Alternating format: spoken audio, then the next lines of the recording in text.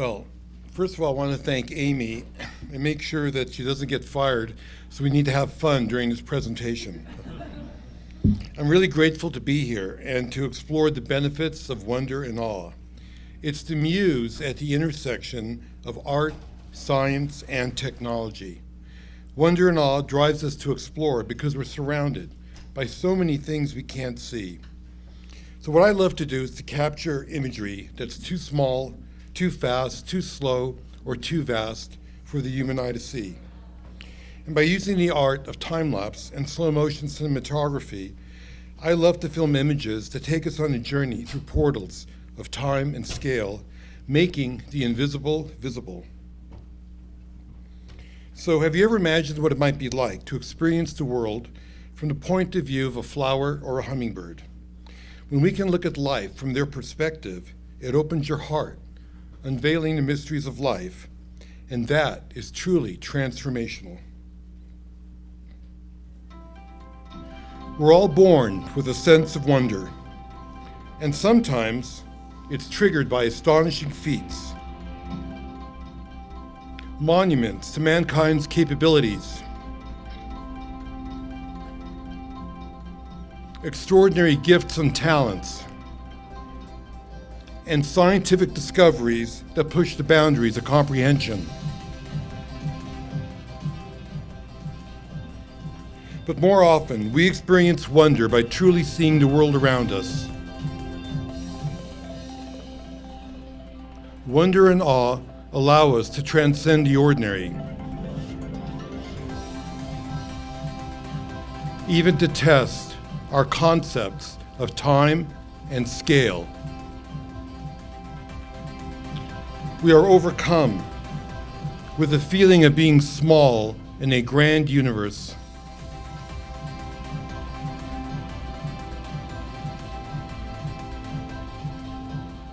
We are unaware of past or future. We are, as they say, in the moment.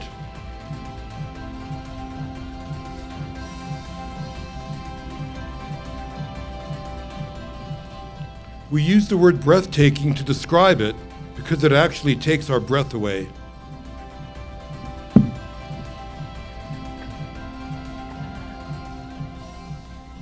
Wonder inspires us to open our hearts and our minds to engender gratitude.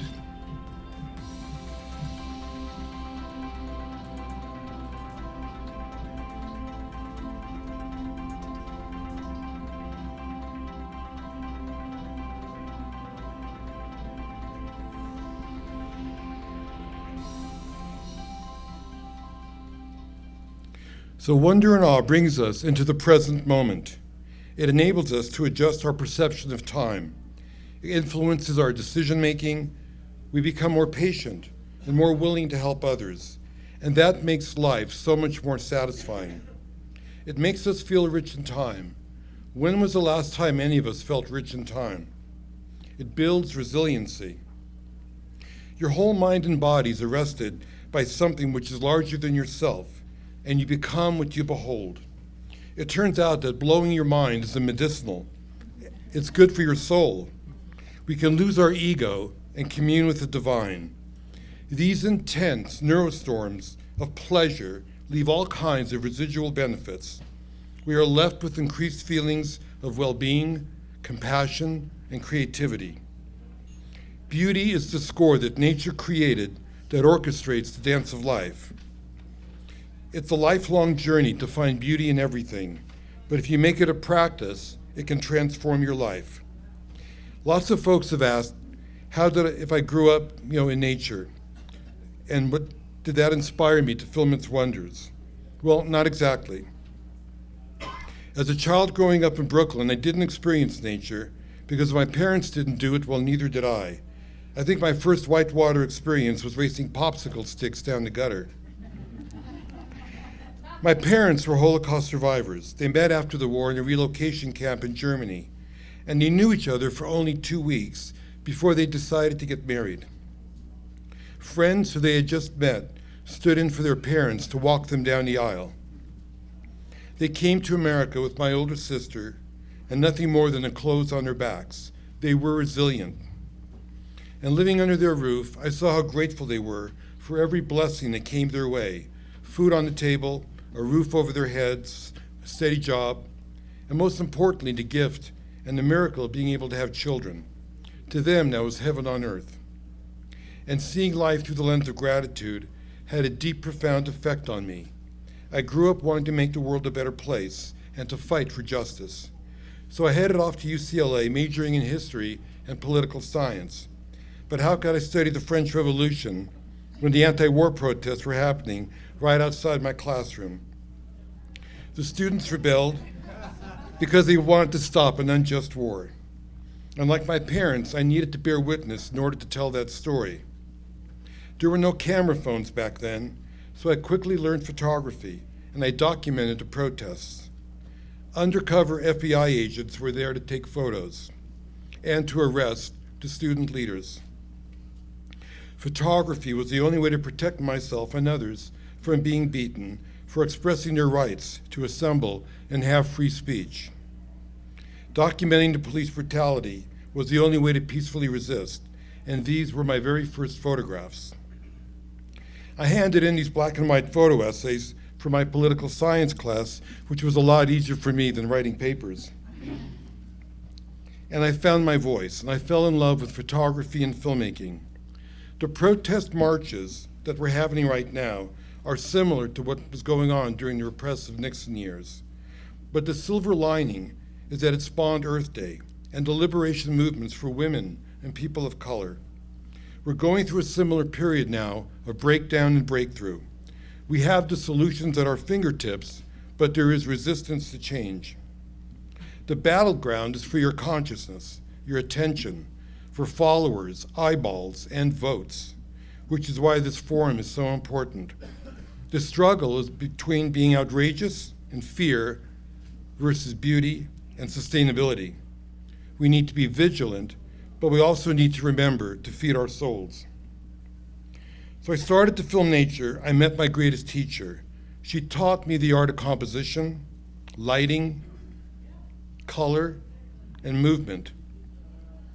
Filmmaking enabled me to explore universal rhythms and patterns that awakened the deepest part of my soul and sent me on a voyage of self-discovery. She taught me how to live a creative and sustainable life.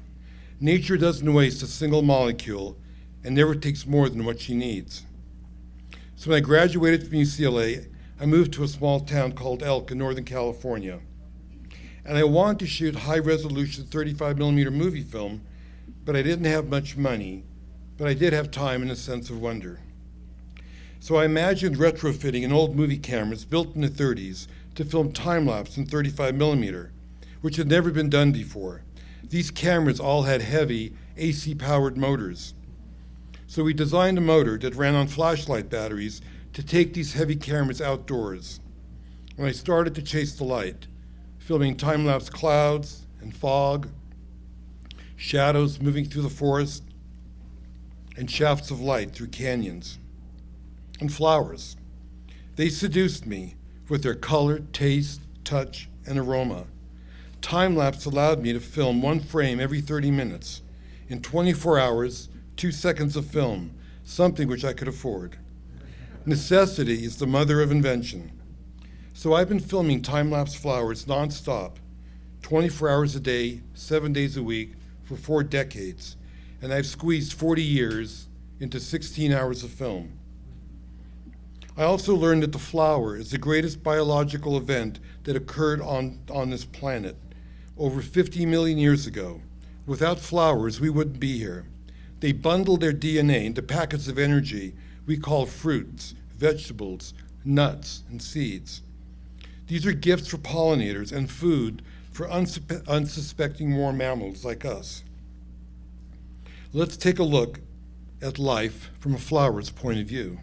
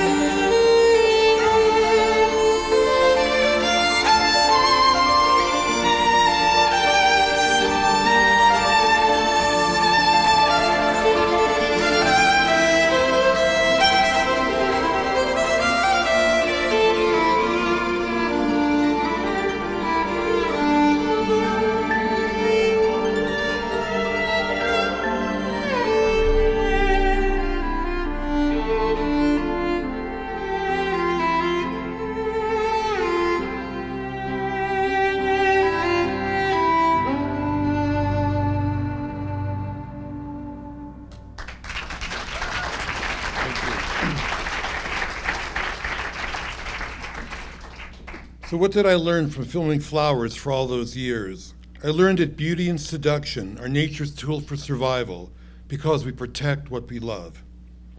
That's why babies and kittens are cute. And that's why puppies are cute. That's Wally when he was a puppy. And your kids are cute. If they weren't cute, you toss them out with the bathwater. It's called unconditional love. And when your kids grow up, your grandchildren are cute. We're hardwired to love. Because life is a force of energy that wants to flourish. And what a miracle that nature invented reproduction for DNA to move forward, because everything in the universe wears out. How's that for resiliency? So yes, life depends on the little things we take for granted, like the bees. Plants don't have legs in order to get mates, so they seduce these love messengers, bees, bats, hummingbirds, and butterflies, to move their DNA forward. 1/3 of the food we eat comes from pollinating flowers, all the healthy foods like fruits, vegetables, nuts, and seeds. But the bees are dying. Their immunity is being diminished by pesticides, GMOs, loss of habitat, being trucked 50,000 miles a year on a flatbed truck from one monoculture to another.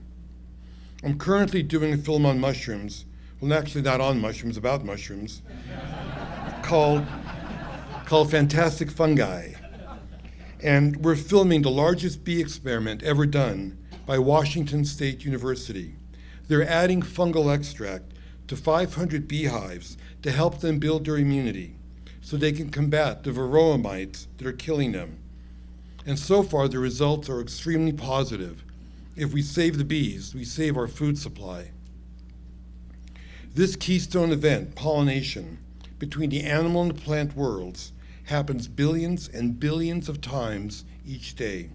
It's the foundational moment when life regenerates itself over and over again. Too many documentaries exploit the story of predator versus prey. The real story of nature is not survival of the fittest, it's survival of the kindest.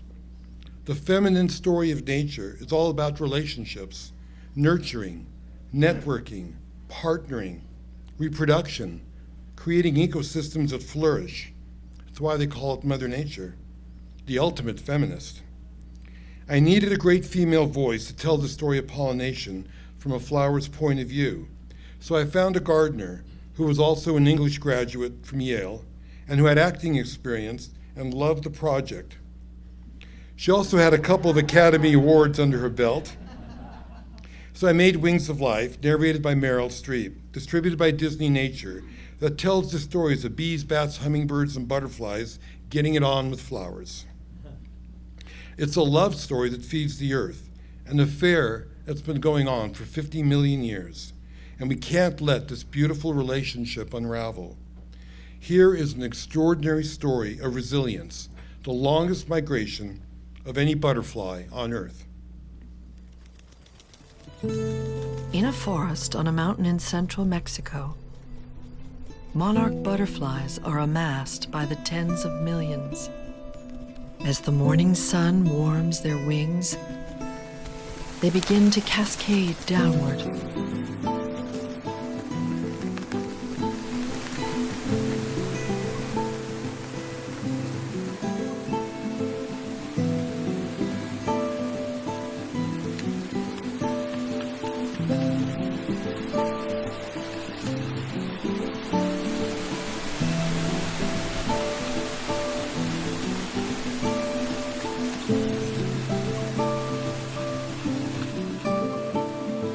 To stay alive, they must rely on stored fat they accumulated last fall. But to turn fat into energy, they need water.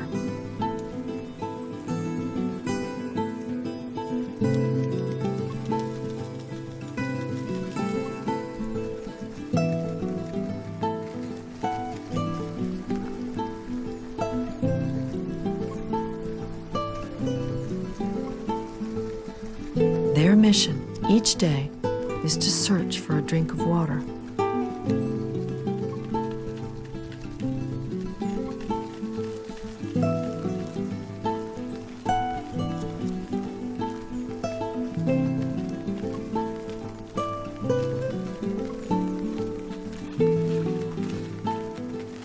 They must maintain their strength for the exhausting flight from here to the southern U.S. From there, the children and grandchildren of these monarchs will journey on northward through the summer to Canada. Their great-great-grandchildren will return to these same forests. Soon they will set out on the longest migration of any butterfly on Earth.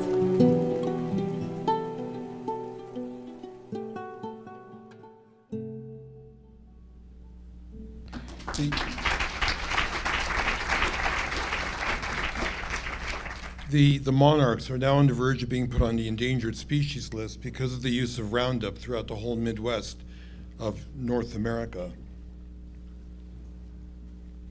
But nature's beauty can heal mind, body, and soul. So I'm embarking on a study to use virtual nature as a bridge technology to reconnect people with themselves because we are nature. Currently, I'm launching a program called Visual Healing at the Jacobs Medical Center at UC San Diego in all 250 rooms. We're going to gather data to see how nature's imagery can help patients heal by giving them the power to choose where in the world would you like to go to be healed. Forest, ocean, desert, flowers, underwater, which they can stream from their iPad to a 4K digital screen. I'm hoping for positive measurable results, like lowering blood pressure, heart rate, respiration rate, reducing anxiety, addiction to painkillers, better sleep, and shorter hospital stays. I'm also working on bringing visual healing to pediatric hospitals and prisons. Now there's a diverse spectrum. 80% of the information we receive comes into our eyes. So why isn't there a modality for vision when we have it for all our other senses? People want immersive experiences. And for the last several years, I was fortunate to travel around the world directing a Disney theme park film called Soarin'. Here is the Matterhorn, filmed at 14,700 feet from a helicopter. We had 5 Epic Dragon cameras attached to create a 20K image. Soaring around the world is projected on an IMAX screen upside down, where the image goes under your feet and the seats move and it feels like you're sitting in a hang glider. We filmed many of the great wonders of the world: the Serengeti, Iguazu Falls, Brazil, Monument Valley, Eiffel Tower, pyramids, Shanghai, Sydney, Australia. But what I saw, many of these are at risk of disappearing because of climate change. At the Great Wall of China, 2 hours outside of Beijing, we couldn't take off for 2 days because the visibility from the smog was so bad, I couldn't see the wall 50 feet below me. And in Fiji, the islanders told me how many of the smaller islands were already going underwater. And in Greenland, the elders spoke about how they couldn't hunt anymore because the ice was way too thin. But one of the highlights of my life was over a year ago during the climate summit in Paris. A group of filmmakers flew to Rome and we projected imagery on the Vatican in support of the Pope's encyclical to protect the environment before a crowd of 20,000 people.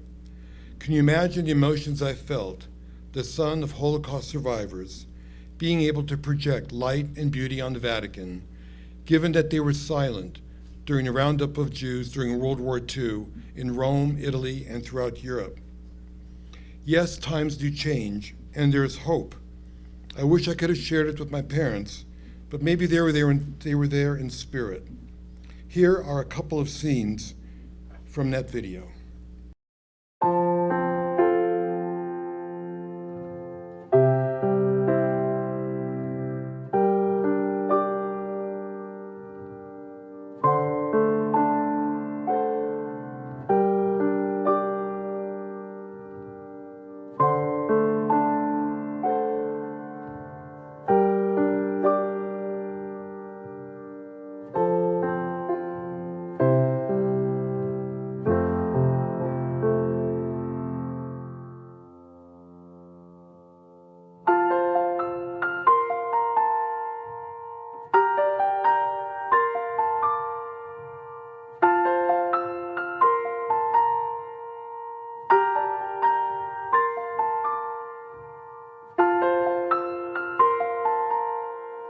pollination is the foundation of life, and I think they want to use that as a culmination because it's the little things in life that make the world go round.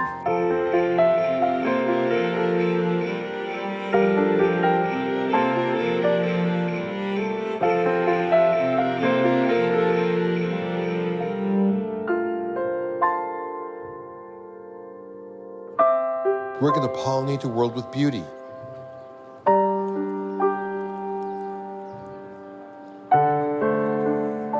And we're going to fertilize the world with love. That's what the bees do. That's what we all need to do. This is heaven on earth. Because when people say, oh my God, it means that the flowers make you present, it connects with your soul, and that is transformational.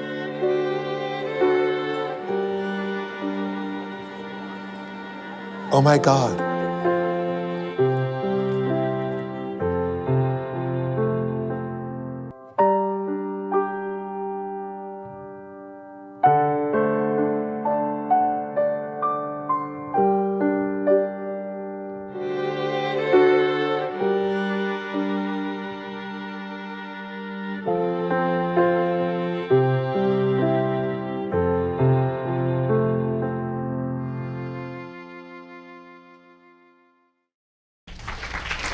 Thank you.